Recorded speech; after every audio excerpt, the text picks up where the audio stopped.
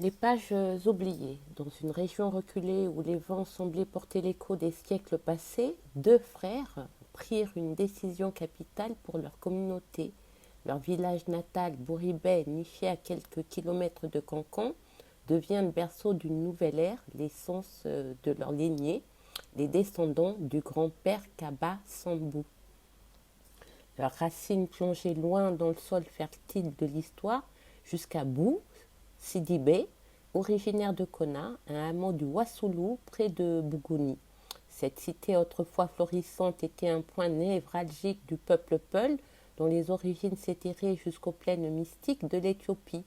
Là-bas, bien avant l'avènement des grandes nations modernes, une tribu s'était mise en marche, portée par une quête semblable à celle de Moïse.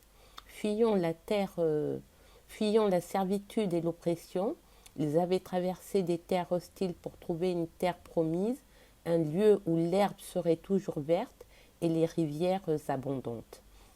L'épopée de ces peuls, transmise par des griots qui connaissaient ni l'écriture ni les livres sacrés, résonnait avec la force d'une légende universelle. Leurs ancêtres, guidés par une étoile invisible, avaient quitté les plaintes arides pour trouver un nouvel Éden où leur bétail pourrait prospérer et leur culture s'épanouir. Ainsi, l'histoire de la famille Sidibé n'était pas seulement celle d'une lignée, mais celle d'un peuple tout entier, porteur d'un héritage ancestral, enraciné dans la mémoire collective des Peuls du Wassoulou. Chapitre 1. Les racines du vent. Le vent chargé de poussière rouge soufflait doucement sur le village de Bouribin, apportant avec lui des murmures d'un passé lointain. C'était un lieu où les collines verdoyantes semblaient veiller sur les secrets d'une tribu. Chaque grain de sable racontait une histoire. Chaque arbre portait la mémoire d'une lignée ancienne.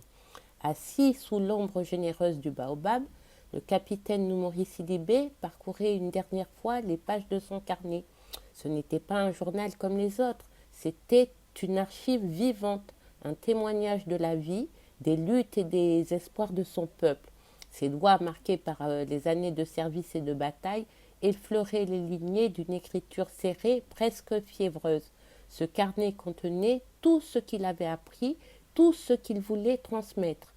Noumouri était un homme façonné par l'histoire de sa famille. Les Sidibés, descendants d'un peuple qui avait traversé des épreuves similaires à celles des tribus bibliques. Son esprit voyageait souvent vers Kona, ce petit hameau du Wassoulou où tout avait commencé. C'était là que les premiers pas de sa lignée avaient été tracés, là que les ancêtres avaient écouté l'appel du vent, quittant les terres d'Éthiopie pour trouver un refuge fertile. Les récits des griots contés sous le ciel étoilé résonnaient encore dans son esprit. Nous sommes un peuple de marcheurs, disait-on souvent. Là où l'étoile nous mène, là nous irons. Ces mots avaient guidé les siens à travers des générations et il guidait encore Noumouri à sa manière. Mais ce soir-là, en renfermant son carnet, il comprit que son devoir n'était pas seulement de se souvenir, il devait écrire non pas seulement pour lui, mais pour les générations à venir. Car dans chaque mot, dans chaque phrase vivait l'essence même de son peuple, un héritage qu'il refusait de laisser sombrer dans l'oubli. Chapitre 2. Le grenier des révélations. Étudiant à Paris, il avait accepté de passer quelques jours de vacances dans cette bâtisse héritée de son arrière-grand-mère. C'était un matin calme dans la maison familiale, nichée à l'ombre d'un cerisier centenaire. C'était un été lourd et silencieux, comme seuls les villages du sud-ouest savent les offrir. Le soleil implacable filtrait à travers les volets de la vieille maison familiale. Ismaël s'était réveillé avec une étrange sensation, comme un appel venu d'un autre temps. Mais une vague intuition, presque irréelle, le poussa ce matin à grimper au grenier. Peut-être à la recherche d'un vieux vinyle ou simplement d'un prétexte pour fuir l'agitation de la cuisine où sa tante refaisait le monde avec une cuillère en bois. Entre les murs chargés de souvenirs et les meubles couverts de draps, Ismaël cherchait un peu de fraîcheur et de quoi tuer l'ennui. Un livre. C'est là, dans une malle en bois sculpté, recouverte de poussière et de toiles d'araignée, cachée au fond du grenier, qu'il découvrit un carnet relié de cuir. Le cuir était craquelé, les pages jaunies, à peine l'eût-il ouvert qu'une odeur de poussière, d'encre séchée et de papier vieilli remplit l'air.